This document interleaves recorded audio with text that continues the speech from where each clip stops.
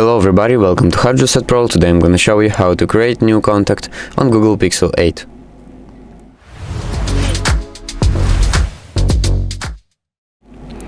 So basically open up your phone, click on this button right here, Contacts, and click on Create a Contact. You can choose device in Google or just a device right here. Device in Google. So basically you can add a picture and calling card, first name,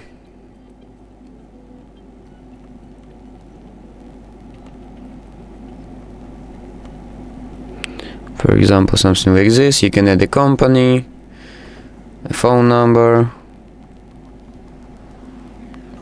you can label it as a mobile, work, home, main, work fax, home fax, pager, other, or a custom.